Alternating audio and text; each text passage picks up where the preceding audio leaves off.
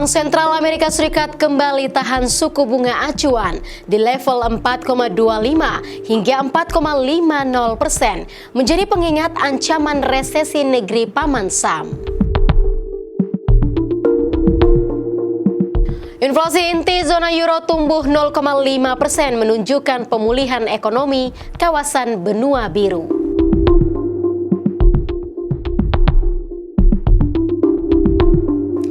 Konsumsi domestik Cina naik di tengah perang dagang Amerika Serikat.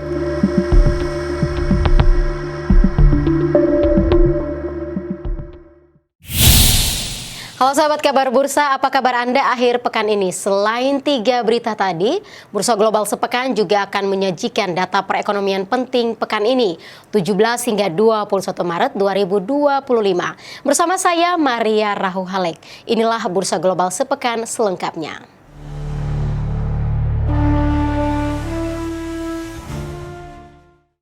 Sahabat kabar bursa, The Federal Reserve kembali menahan suku bunga acuan di level 4,25 hingga 4,50% pada Maret 2025. Mereka juga mengingatkan akan ancaman resesi di Amerika Serikat.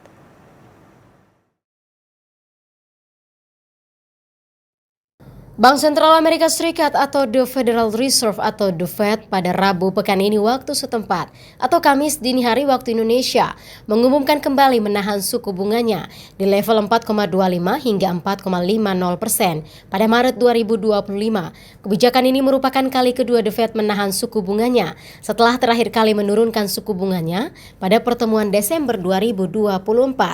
Pada kebijakan suku bunga kali ini, The Fed memperhatikan dampak tarif Presiden Donald Trump dan kebijakan fiskal yang agresif berupa pemotongan pajak serta deregulasi masih belum pasti. Ini membuat para pejabat bank sentral lebih berhati-hati dalam mengambil keputusan moneter. Selain keputusan suku bunga, pejabat The Fed juga memperbarui proyeksi ekonomi dan suku bunga untuk tahun ini hingga 2027 serta menyesuaikan laju pengurangan kepemilikan obligasi. Dalam jumpa persnya, Ketua The Fed Jerome Powell menyampaikan adanya moderasi dalam belanja konsumen. Ia juga mengantisipasi tarif impor Trump yang dapat memberikan tekanan pada banyak harga. Powell juga mengatakan The Fed menurunkan proyeksi pertumbuhan ekonomi dan memperkirakan inflasi meningkat. Kini The Fed memperkirakan pertumbuhan ekonomi hanya 1,7% pada 2025, turun 0,4 poin persentase dari proyeksi Desember. Kemudian inflasi inti diprediksi tumbuh 2,8% secara tahunan, naik 0,3 poin persentase dari perkiraan sebelumnya. Powell juga menegaskan Bank Sentral tidak membuat prediksi khusus mengenai resesi, tetapi ia mengaku bahwa selalu ada kemungkinan bagi ekonomi mengalami perlambatan.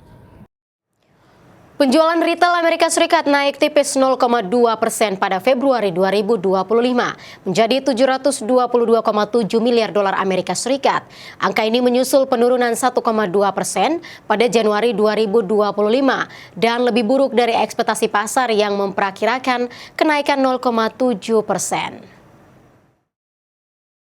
Departemen Perdagangan Amerika Serikat merilis penjualan retail yang mengalami kenaikan tipis 0,2% pada Februari 2025. Angka ini melanjutkan penurunan 1,2% pada Januari lalu dan lebih rendah dari perkiraan. Data penjualan retail pada Februari ini telah disesuaikan dengan faktor musiman, tetapi belum disesuaikan dengan inflasi. Harga naik 0,2% dalam sebulan, menunjukkan bahwa pengeluaran masih sejalan dengan inflasi. Kemudian Departemen Perdagangan juga melaporkan pengeluaran belanja online membantu mendorong angka penjualan dengan pengecer non-toko melaporkan kenaikan sebesar 2,4%. Produk kesehatan dan perawatan pribadi naik 1,7%, lalu makanan dan minuman naik 0,4%. Selanjutnya, bar dan restoran mencatatkan penurunan 1,5%, sementara tarif bahan bakar bensin turun 1% di tengah penurunan harga bahan bakar. Secara keseluruhan, penjualan meningkat 3,1% secara tahunan. Angka ini lebih baik dari tingkat inflasi 2,8% yang diukur oleh indeks harga konsumen. Laporan ini dirilis di tengah meningkatnya kekhawatiran tentang pertumbuhan ekonomi Amerika Serikat, terutama karena Presiden Donald Trump terlihat dalam perang tarif yang agresif dengan mitra dagang utama Amerika Serikat. Para ekonom khawatir bahwa tarif ini akan meningkatkan inflasi dan memperlambat ekonomi. Sahabat, kini kita beralih ke Kanada. Inflasi Kanada naik menjadi 2,6% pada Februari 2025. Kenaikan didorong oleh harga pangan dan energi yang terus bergejolak. Biro Statistik Kanada pada Selasa pekan ini waktu setempat merilis data inflasi yang diukur dengan perubahan indeks harga konsumen. Dalam laporan tersebut, indeks harga konsumen atau IHK pada Februari 2025 naik menjadi 2,6% secara tahunan. Angka itu naik dari Januari 2025 sebesar 1,9%. Sementara itu, pada basis bulanan, IHK Februari 2025 naik 1,1% setelah meningkat 0,1% di Januari tahun ini. IHK pada Februari lebih tinggi dari ekspektasi pasar sebesar 2,1%. Kemudian IHK inti yang tidak termasuk harga pangan dan energi terus bergejolak. Ini juga menjadi faktor pendorong inflasi. IHK inti naik 0,4% secara bulanan, membuat IHK inti Bank of Canada meningkat menjadi 2,7% secara tahunan pada Februari 2025, padahal sebelumnya pada Januari tahun ini hanya sebesar 2,1%.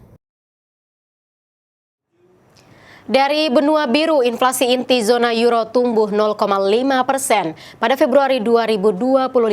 Kondisi ini menunjukkan pemulihan ekonomi yang konsisten di kawasan tersebut setelah mengalami kontraksi sebesar 0,7% pada bulan sebelumnya. Inflasi inti zona euro yang diukur dengan indeks harga konsumen atau IHK yang mengecualikan harga pangan dan energi mencatatkan pertumbuhan sebesar 0,5% pada Februari 2025. Kondisi ini menunjukkan pemulihan ekonomi kawasan Eropa yang konsisten setelah mengalami kontraksi sebesar 0,7% pada Januari 2025. Pertumbuhan ini menjadi titik balik bagi perekonomian kawasan Eropa yang sebelumnya menghadapi tantangan berat dari berbagai faktor eksternal. Secara bulanan, data yang dirilis ini menunjukkan tekanan inflasi dari sektor selain energi dan makanan mulai mereda. Kondisi ini juga menjaga inflasi tetap terkendali dan mencatatkan pertumbuhan. Pemerintah kawasan Eropa dan pelaku pasar terus memantau berbagai indikator perekonomian dengan cermat sebagai salah satu pengukur kondisi ekonomi kawasan. Ini juga akan menjadi pengingat bahwa keputusan Bank Sentral Eropa dalam membuat kebijakan moneter. Data pada Februari ini juga menjadi indikasi positif bagi pertumbuhan ekonomi zona euro. Organisasi untuk Kerjasama dan Pembangunan Ekonomi atau OECD memprediksi pertumbuhan ekonomi global melambat pada 2025. Angka pertumbuhan turun dari 3,2% di 2024 menjadi 3,1% pada 2025 dan 3,0% pada 2026. Organisasi untuk Kerjasama dan Pembangunan Ekonomi OECD memproyeksikan pertumbuhan ekonomi global pada 2025 melambat menjadi 3,1%.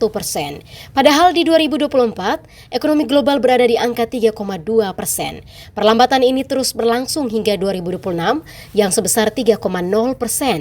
OECD juga mengingatkan adanya hambatan perdagangan yang dapat melesukan pertumbuhan global dan berkontribusi pada tekanan inflasi. Di Amerika Serikat, pertumbuhan PDB diproyeksikan turun menjadi 2,2% pada 2025 dan 1,6% pada 2026 karena kenaikan tarif mulai berlaku.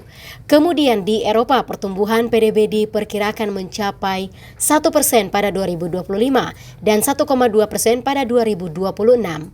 Jerman, Prancis, dan Italia pertumbuhan ekonominya diperkirakan berada di bawah 1% pada 2025. Sementara ekonomi Spanyol diproyeksikan akan berkembang sebesar 2,6% pada 2025 dan 2,1% pada 2026. Sementara itu negara-negara G20 inflasi utama diproyeksikan turun dari 3,8% pada 2025 menjadi 3,2% pada 2026. Inflasi inti beberapa negara G20 diproyeksikan akan tetap di atas target Bank Sentral pada 2025 dan 2026. Dan sahabat, kini kita beralih ke Asia. Konsumsi domestik Cina tumbuh lebih cepat. Pada awal tahun ini penjualan retail meningkat jadi 4% pada Januari hingga Februari 2025 di tengah berlangsung perang dagang dengan Amerika Serikat. Konsumsi domestik Cina tumbuh lebih cepat di awal 2025. Pertumbuhan ini membantu negara mengatasi dampak perang dagang dengan Amerika Serikat. Data Biro Statistik Nasional mencatat penjualan retail meningkat 4% pada Januari hingga Februari 2025. Angka ini naik dari Desember 2024 sebesar 3,7%. Selanjutnya, produksi industri naik 5,9%. Lalu pertumbuhan investasi aset tetap naik menjadi 4,1%. Data ini memberikan gambaran tentang pertumbuhan ekonomi Cina di tengah perang dagang dengan Amerika Serikat. Cina menggabungkan data bulan Januari dan Februari untuk merapikan distorsi yang disebabkan ketidakpastian pada saat libur tahun baru Imlek. Meningkatkan belanja konsumen merupakan kunci untuk melawan kebijakan Presiden Donald Trump. Ekspor Cina juga masih mendukung produksi berbagai sektor industri. Pemerintah Cina berencana meningkatkan kembali konsumsi domestik dengan memberikan sejumlah stimulus ekonomi. Ini dilakukan untuk mendorong pertumbuhan ke angka 5%. Para investor juga masih menunggu stimulus yang akan dikeluarkan pemerintah Cina. Bank of Japan menahan suku bunga acuannya tidak berubah berada pada level 0,5%. Mereka juga sedang mengantisipasi meluasnya dampak perang dagang. Bank Sentral Jepang atau Bank of Japan (BOJ) pada Rabu pekan ini waktu setempat mengumumkan suku bunga acuannya. Mereka menahan suku bunga acuan tidak berubah pada level 0,5%. Menurut Gubernur BOJ Kazuo Ueda, keputusan menahan suku bunga untuk meminimalisir dampak ekonomi global dan ketegangan perang dagang yang terus meningkat. Selain itu, kebijakan ini juga berdasarkan adanya sinyal ekonomi domestik untuk tetap mempertahankan suku bunga. Saat ini BOJ juga masih mengamati perkembangan setelah 2 bulan lalu mengerek suku bunga. Tren inflasi yang kurang sesuai dengan proyeksi Bank Sentral membuat BOJ menunggu hingga Juni atau Juli tahun ini untuk menaikkan suku bunganya.